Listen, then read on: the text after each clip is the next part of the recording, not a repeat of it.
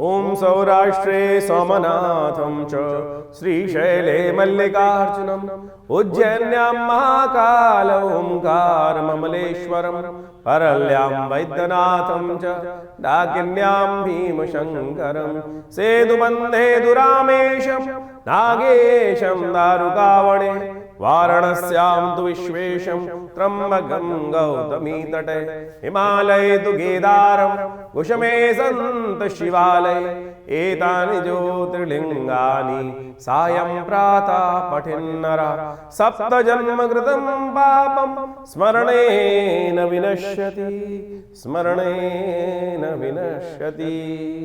4 तारीख का दिन आपकी राशि के दृष्टिकोण से कैसा योग बन रहा है जान लीजिए। शनिवार का अवसर है, द्वादशी तिथि इस दिन विद्यमान है और इस दिन मंगल महाराज अपनी शक्ति में पुनः आने वाले हैं। आपकी राशि के दृष्टिकोण से ध्यान रखने की ज़रूरत है आपको। थोड़ा सा कहीं ना कहीं नींद में खलल पड़ने के योग बनते दिखाई दे रहे हैं। कुछ न कुछ उधेड़ बुन मनोमस्तिष्क में हर समय चलती दिखाई दे रही है। मंगल अपने नक्षत्र में आ जाएगा तो कहीं ना कहीं थोड़ा सा उधेड़ बुन ज़्यादा मनोमस्तिष्क में होती दिखाई दे रही होगी। तो ऐसे में थोड़ा शांत भाव से समझते हुए चीज़ों को कार्य करने की ज़रूरत है, इस बात का ध्यान रखना। जब कहीं ना कहीं वो आता है ना, सफलता आती है तो कहीं ना कहीं थोड़ा सा रातों की नींदों को भी थोड़ा उड़ाने के योग बनते दिखाई देते हैं। तो ऐसी अशांति ना हो, इस बात का ध्यान रखें। तो उसके लिए थोड़ा उपाय करने का प्रयास करें। रात को जब सोया करें तो अपने साथ एक सिरहाने का में, क्योंकि मंगल महाराज जो है अपने नक्षत्र में प्रवेश कर रहे हैं और ऐसे में मंगल की थोड़ी शक्ति प्राप्त होने के कारण से थोड़ी सी एंजाइटी आपको बढ़ने के योग बन सकते हैं। तो रात को जब सोएं तो अपने साथ में एक सिरहाने में पानी रखा करें। सुबह उस पानी को किसी पेड़ पौधे में डाल दिया करें। आमतौर पे 2 गिलास पानी रख लें। खुला हुआ पानी जो हो उसको नहीं पीना है।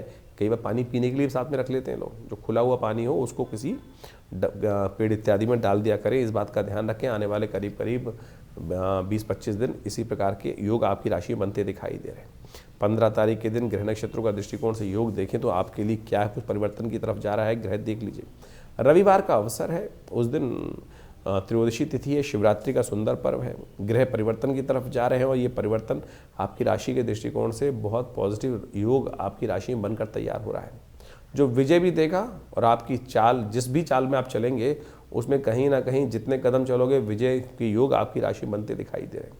ये समय किस्मत में बदलने वाला है। किस्मत को बदलने वाला समय आपकी राशि में इस वक्त आने दिखाई दे रहे हैं।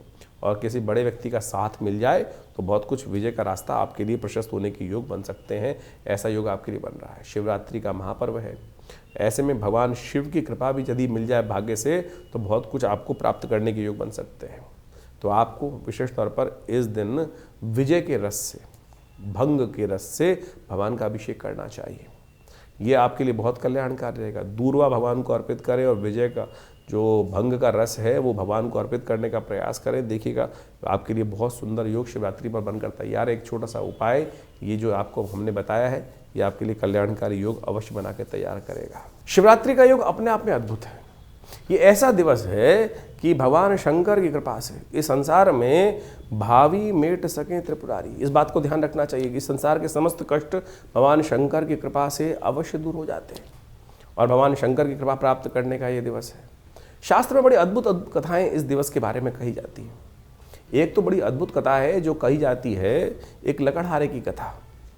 फागुन का महीना चल रहा होता है और फागुन के महीने में बहुत प्राचीन कथा है कि भगवान शंकर का नाम तो अनायास भी ले लिया जाए, अज्ञानता में भी ली जाए, तब भी भगवान शंकर कृपा प्राप्त करने के योग बना देते हैं। और जो लकड़हारे की कथा है वो इसी बात को समझाती है।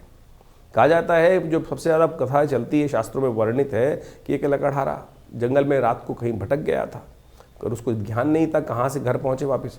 तो रात्रि में अपने आप को बचाने के लिए जब जंगल में जानवर इत्यादि की आवाज़ आने लगी तो एक पेड़ पे चढ़ गया। देव योग से, भगवान की कृपा से वो एक बिल्वपत्र का वृक्ष था। जब रात में उस बिल्व वृक्ष पे चढ़ गया के वृक्ष पर, बेल के पत्थर के वृक्ष पर, तो उसमें कांटे होते हैं और वो चुभे कांटे रात को। नीचे उतरने की हिम्मत नहीं क्योंकि नीचे कहीं जानवर आ जाए, कोई खा खूले पकड़ ले। तो वो रात को जैसे जैसे हिलता तो कहा जाता है कि उसके पत्ते गिरते थे पेड़ के। देव योग से उसी पेड़ के नीचे कहीं भगवान शंकर का शिवलिंग भी था। तो कहा जाता है कि वो जब हिलता था पेड़ से तो उससे पत्ते भी झड़ते थे। अब बसंत का महीना चल रहा होता है। वैसे तो बेलपत्र के पत्ते इतने भारी होते हैं, बेलपत्थर भी इतने भारी होते हैं कि वो हिलाए से हिलते नहीं हैं, लेकिन बसंत के मौसम में, पतझड़ का महीना होता है, तो पत्ते इतने कोमल हो जाते हैं कि हल्की हवा मात्र से भी वो पत्ते गिरने शुरू हो जाते हैं। तो कहा जाता है कि उसके हिलने से, रात्रि में जब जैसे से हिलता था तो पत्ते इतने कमज़ोर हो जाते हैं तो वो अपने आप गिरते रहे। तो रात्रि में उसके प्रयास से, अनायास प्रयास से, बिना सोचे हुए प्रयास से, वो भगवान शंकर का बिल्व पत्र के पत्रों से अभिषेक चलता रहा। सुबह प्रातः काल में जब भगवान शंकर ने स्वयं ही उसको दर्शन दिए और उससे वर मांगने को कहा, तो कथा का सार ये है कि भगवान तो अनायास ही प्रसन्न हो जाते हैं, और जो फिर श्रद्धा विश्वास के साथ भगवान की आराधना करेंगे तो उनके लिए तो क्या होगा। तो ये काल जो है सोने का नहीं है। चारों पहर, रात्रि में चारों पहर भगवान की सुंदर आराधना करने का अवसर है। तो अवश्य इस दिन श्रद्धा के साथ भगवान की, श्रद्धा के साथ जितने बढ़िया तरीके से पूजा कर सकते हैं, श्रद्धा से ब्राह्मणों को बुलाकर, योग्य पंडितों को बुलाकर, या स्वयं आप अपनी श्रद्धा के साथ वो भगवान का जो मंत्र आपको याद हो। सबसे श्रेष्ठ तो मानस पूजा है। आत्मा तुम गिरजामती सहचरा प्राणा शरीरम गृहम पूजा ते विषयोग भोग रचना निद्रा समाधि स्थिता। ऐसी स्थिति पहुँचे कि जो भ्रमण कर रहा हूँ वो भी लगे भगवान का भजन करते हुए घूम रहा हूँ, जो सो रहा हूँ वो मेरी समाधि हो जाए भगवान। ऐसी मनोस्थिति समझे भगवान के पूर्ण समर्पण करके बैठे कि जो आत्मा अपने आत्म भाव में जाकर भगवान के मंत्र का जप करने का प्रयास करें, जो स्मरण कर ले वो भगवान का मंत्र बन जाए। ऐसी स्थिति में यदि भगवान की आराधना हो सके, देह आत्म बुद्धि का जो भाव है वो अलग हो जाए और सीधा जो मन है वो परमात्मा के श्री चरणों में लग जाए, तब जाकर ऐसी स्थिति में यदि एक बार भी भगवान का वो मंत्र आपके मुख से निकल जाए तो कहा जाता है कि भगवान की समस्त जो इच्छाएं हैं, व्यक्ति की इच्छाएं पूर्ण हो जाती हैं। वो लकड़हारे की कथा समझो, जब रात को शेर की आवाज़ आती होगी, जंगल जानवर की आवाज़ आती होगी तो डरता होगा। डरने में क्या होता है कि मन एकाग्र हो जाता है, उस वक्त तो केवल भगवान की स्थिति आती है, स्थिति भगवान की याद आती है, एकाग्रता आ जाती है। और उस एकाग्रता में जब श्रद्धा के साथ वो बिल्व पत्र की वर्षा भी हो रही थी भगवान शंकर के शिवलिंग पर, तो वो अनायास ही भगवान का नाम का स्मरण भी हो रहा था, तो और वो पुण्य भी जाग रहा था। तो पुण्य जगाने का ये सुंदर रात्रि का अवसर है। कोशिश करें इस समय में बड़ी श्रद्धा के साथ, बहुत बड़े बड़े मंत्र नहीं याद है तो कोशिश ये करें ओम नमः शिवाय का जप करने। पंचाक्षरी मंत्र है ओम नमः शिवाय। यदि त्र्यंबकम यजामहे सुगंधिम पुष्टिवर्धनम ये याद है त्र्यंबक मंत्र तो बहुत शिष्ट रहेगा। एक बात और ध्यान कर लें, ये त्र्यंबक मंत्र है, हम त्र्यंबकम यजामहे सुगंधिम पुष्टिवर्धनम उर्वारुकमिव बंधनान मृत्योर्मुक्षीमामृतात्। ये त्र्यंबक मंत्र है, महामृत्युंजय नहीं है। महामृत्युंजय में तो वशिष्ठ जी के द्वारा बनाया गया मंत्र है। त्र्यंबक मंत्र जो है, जो त्रिनेत्र जो है, जो कहा गया है त्र्यंबकम यजामहे, मैं उस 3 नेत्र वाले भगवान की आराधना करता हूँ, उनको स्मरण करता हूँ जो इस संसार में मेरे को ज्ञान प्राप्त करने का योग बनाए।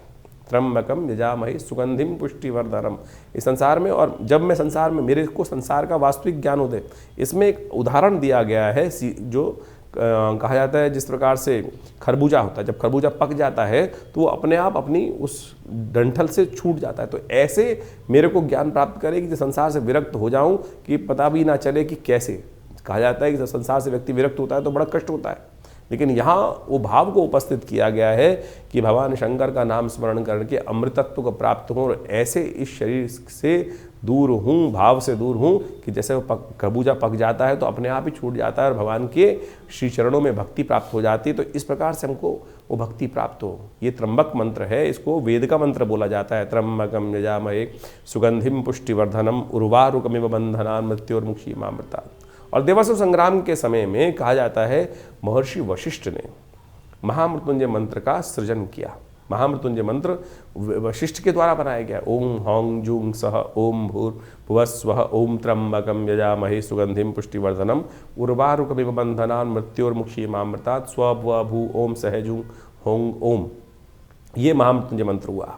बड़ी श्रद्धा से इस मंत्र का श्रवण करने से कहा जाता है कैसा ही शरीर कष्ट हो, स्वास्थ्य का कष्ट का योग हो, जीवन में कुंडली में ऐसा योग बना हुआ या देव योग से कुछ ऐसी स्थिति बन गई कि संसार में कुछ ऐसा रोग हो गया, तो तब श्रद्धा के साथ इस महामृत्युंजय मंत्र का सानिध्य लेने से भगवान की कृपा से शारीरिक भयंकर से भयंकर शारीरिक कष्ट भी जीवन से दूर होने का योग बन जाता है। तो अवश्य इस पुण्य काल में शिवरात्रि के दिन यदि श्रद्धा के साथ जितना समय हो उसमें अवश्य इस किसी भी मंत्र का जप करते हुए आप भगवान का अभिषेक, दुग्धाभिषेक, जलाभिषेक, गंधोदक से, इच्छू रस से, जैसे जैसे मनोकामनाएं उसको पूर्ण करने के लिए व्यवस्थाओं का पालन करते हुए चीज़ों को करने का प्रयास कीजिए। मनोकामना से, श्रद्धा से पूर्ण करने जो कर्म किया जाता है वो भगवान की कृपा से मनोकामना सिद्धि का योग बनाता है।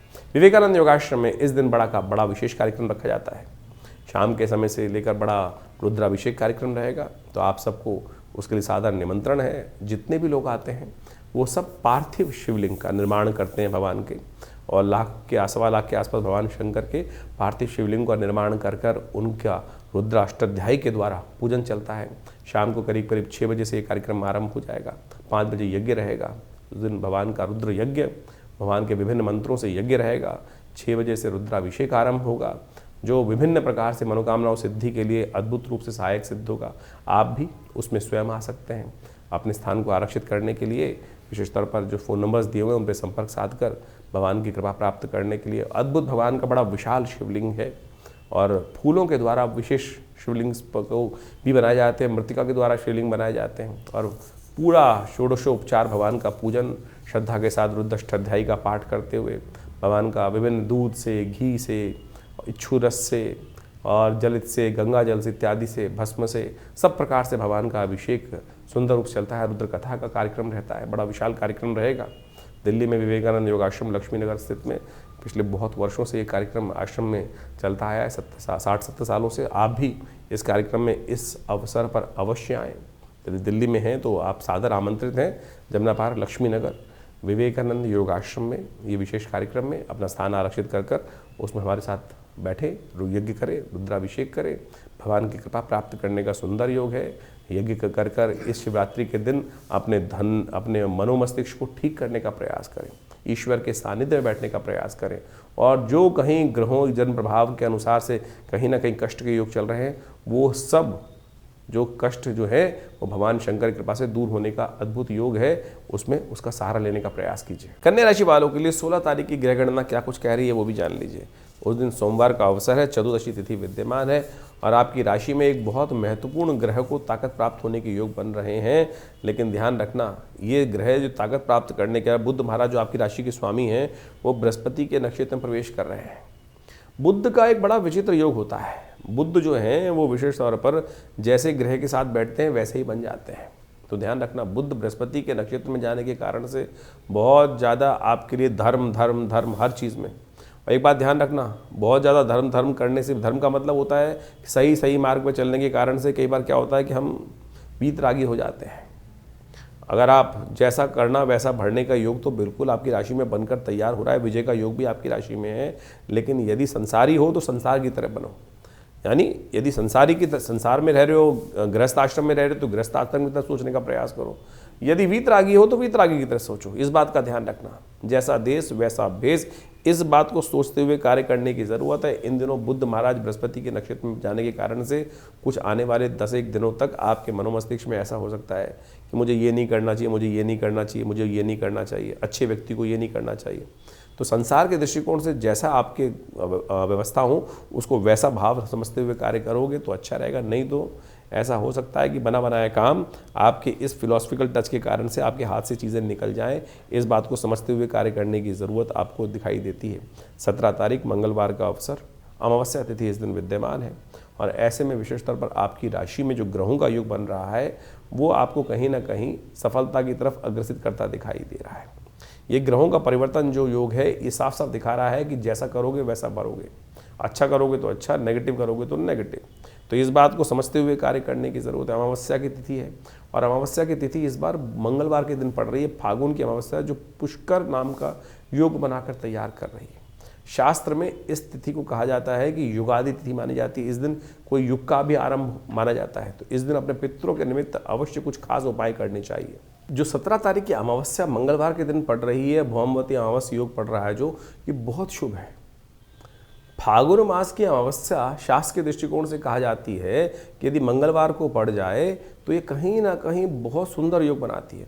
और इस योग के अंदर, शास्त्र के अंदर कहा जाता है कि उड़द की दाल और दही का दान करने से, उड़द की दाल और दही का, क्योंकि इस दिन युग भी आरंभ हुआ था।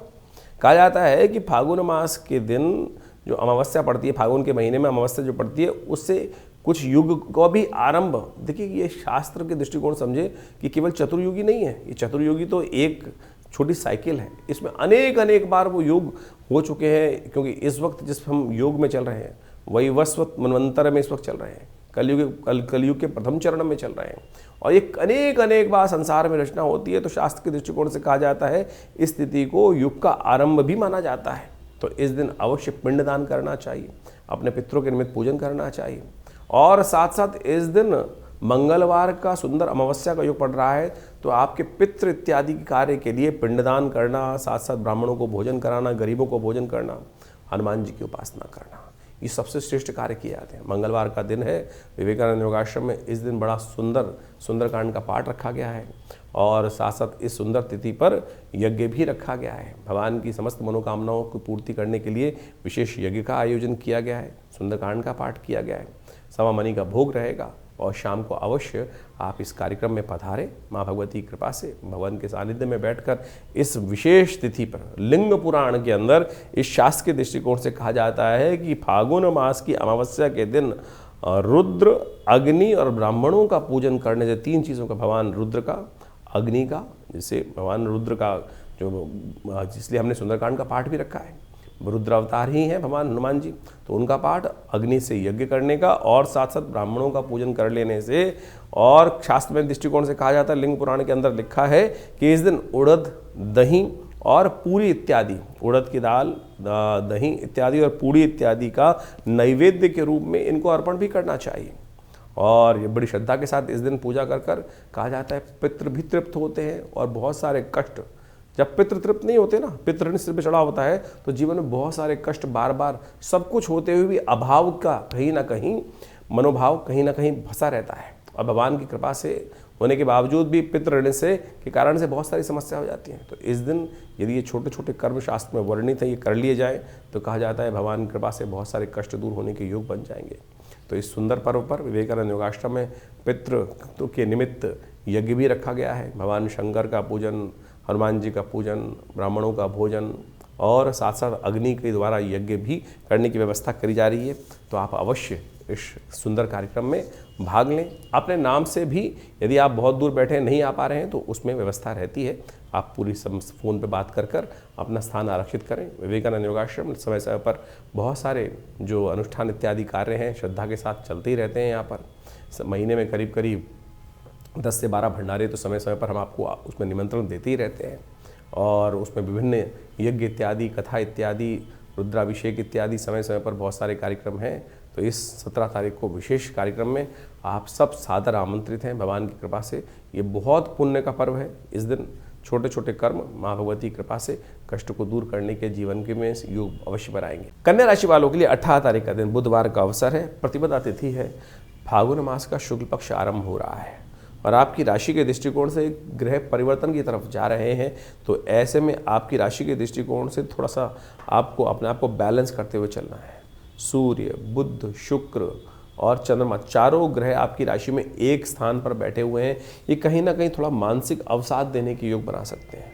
थोड़ा सा इमोशनल टच अपने आप को बैलेंस रखते हुए करें, बहुत ज़्यादा हर चीज़ में इन्वॉल्व ना हो। किसी भी चीज़ में डीपली इन्वॉल्व होने के कारण से कई बार क्या होता है, बहुत ज़्यादा ज्ञान बाह्य सुपरफिशियल तौर पे देखने का प्रयास करें।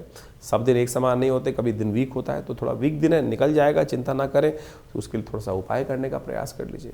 भगवान के मंदिर में जाकर दूर्वा अर्पित करना भगवान के लिए बड़ा अच्छा माना जाता है। तो ये आपके स्वास्थ्य को भी ठीक करेगा, एंजाइटी डिसऑर्डर को भी ठीक करेगा। 19 तारीख का दिन बृहस्पतिवार का दिन है, और उस दिन द्वितीया तिथि विद्यमान है। फुलेरा दूज लेकर आया है ये नक्षत्र। चंद्रमा परिवर्तन की तरफ जा रहे हैं, और ये चंद्रमा का परिवर्तन जो दोपहर के समय होगा, ये आपके लिए बिल्कुल एक पॉजिटिव योग बनाने के लिए बहुत सुंदर है।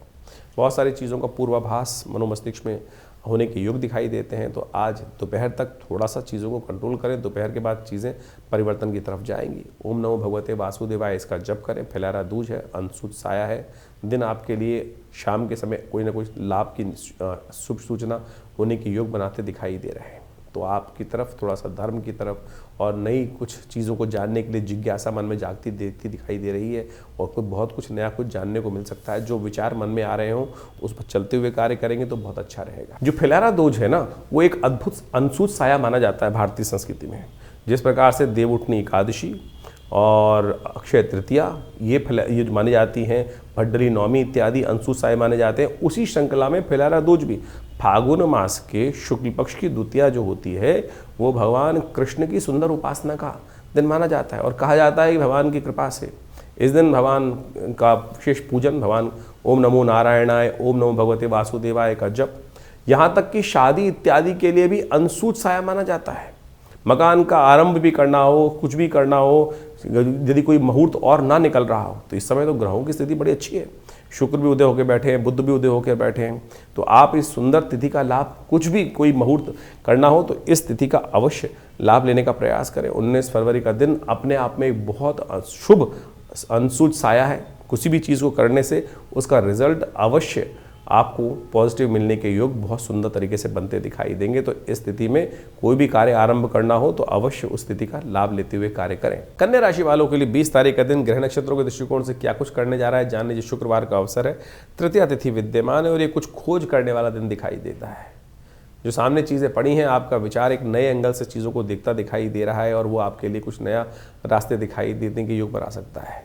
और चीज़ें इस बात को ध्यान रखें कि बहुत ज़्यादा अपने आप को फैलाव ना करें, फोकस होकर काम करोगे तो बहुत अच्छा रहेगा। इसलिए विचारों को बहुत ज़्यादा वृहद रूप से, विचार जो है ना बहुत आगे फैलते चले जाते हैं कई बार, लेकिन फोकस रखते हुए कार्य करोगे तो टारगेट को अचीव करने के लिए आपके रास्ते बहुत सुंदर रूप से बनते दिखाई देंगे। फागुन का महीना अपने आप में बड़ा सिद्ध महीना माना जाता है। इस फागुन के महीने में कहा जाता है कि भगवान शंकर, भगवान कृष्ण की सुंदर उपासना करने से बहुत सारे मनोरथ सिद्ध होने के योग बन जाते हैं।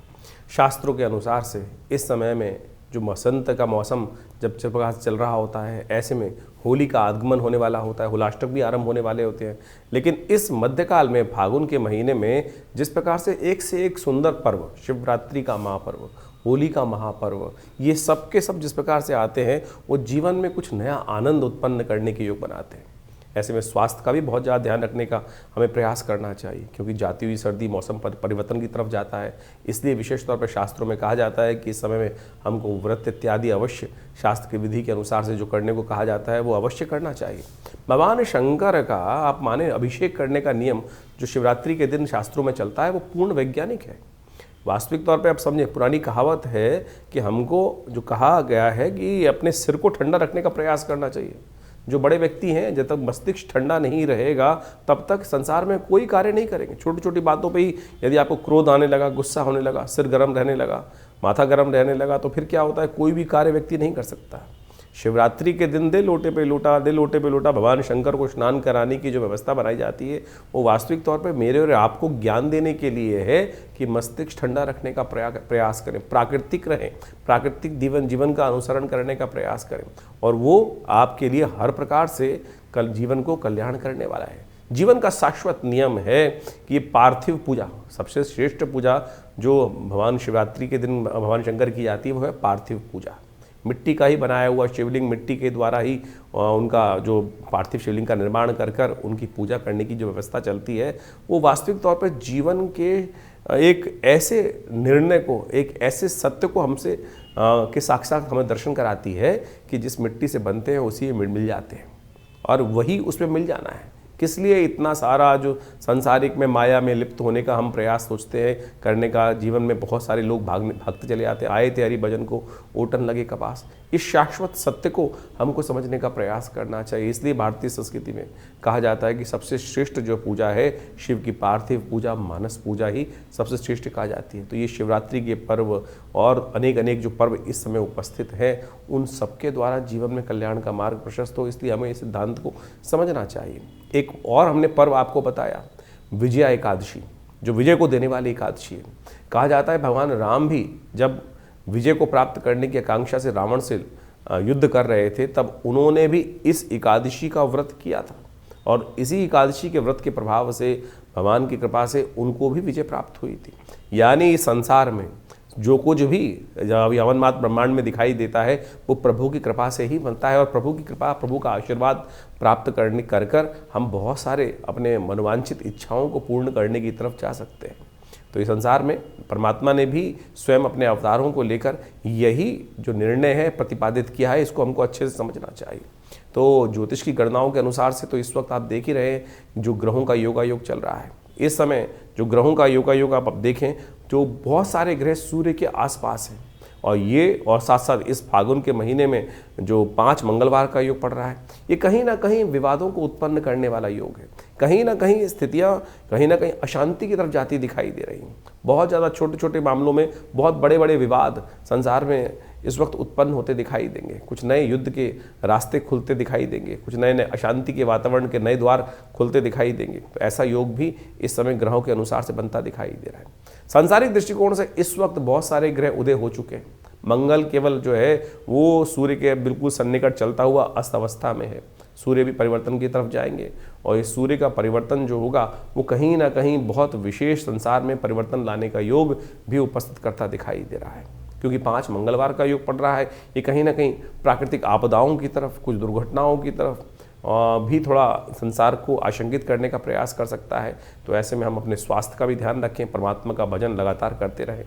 अकाल मृत्यु को हरने वाला यदि कोई पर्व हो सकता है तो वो शिवरात्रि का पर्व ही है। भगवान महामृत्युंजय को प्रसन्न कर कर, भगवान शंकर को प्रसन्न कर कर यदि हम छोटे छोटे उपाय जो शास्त्र में वर्णित हैं उनको करें, भगवान शंकर पर दुग्धाभिषेक, घृताभिषेक और गंधोदक से अभिषेक, और वो सब जो शास्त्र में नियम बताए गए हैं वो अनेक मनोरथों को सिद्ध करने वाले हैं, संसार की समस्त इच्छाओं को भी पूर्ण करने वाले हैं। जैसे कहा जाता है कि यदि दुग्ध का अभिषेक किया जाए तो पुष्टि को देता है, वहीं यदि गंगा जल से अभिषेक किया जाए तो वो संसार की बहुत सारी आकांक्षाओं को पूर्ण करने का योग बनाता है। यदि घर में समृद्धि की जो आकांक्षा मनोमस्तिष्क चल रही हो तो कहा जाता है गन्ने के रस से भगवान का अभिषेक कर देना चाहिए। तो हमारे यहाँ कई प्रकार से, हर प्रकार से भगवान के जो अपनी संसार के लोगों की मनोकामनाओं को पूर्ण करने के लिए जो वेद में मंत्र दिए गए हैं, ऋचाएँ दी गई हैं यजुर्वेद संहिता के अंदर, जिसमें दुर्गा रुद्राष्टाध्यायी जो है यजुर्वेद संहिता के जो मंत्रों से गणानान्त्वा गणपति हवामहे से आरंभ होकर पूरा 8 अध्याय पूरा जो नमक चमक से पाठ चलता है, भगवान की अभिषेक होते हैं विभिन्न अष्टाध्यायी के द्वारा, वो विभिन्न मनोकामनाओं की, संसार की मनोकामनाओं को पूर्ण करने के लिए है। और ऐसा कोई कहा जाता है कि सुख नहीं है कि जिसकी आकांक्षा आप न करें और वो संसार में आपको न प्राप्त हो। केवल श्रद्धा की आवश्यकता है, विश्वास की आवश्यकता है। तो इस शिवरात्रि पर विवेकानंद योगाश्रम में हमने बहुत भव्य कार्यक्रम रखा है, आप सब उसमें सम्मिलित हो सकते हैं, और समय समय पर विभिन्न कार्यक्रम समय समय पर चलते ही रहते हैं। उन सबको आप अवश्य उसका लाभ लेते रहें, और भगवान की कृपा से आपके जीवन के कष्ट दूर होने के अद्भुत योग बनते रहेंगे। और समय समय पर जो कार्यक्रम के बारे में हम आपको सूचना देते रहते हैं अपने कार्यक्रम के माध्यम से, उसमें आप जुड़िए। महाभगवती कृपा से जो आश्रम में भगवती का सुंदर श्री विग्रह विराजमान है, उनकी कृपा से हज़ारों लोगों की मनोकामना ठीक हुई है, कष्ट दूर हुए हैं। तो भगवान करे आपके भी जीवन के कष्ट बहुत जल्दी दुख दूर हो, मनोकामना पूर्ण हो, ईश्वर की कृपा आप पर बनी रहे।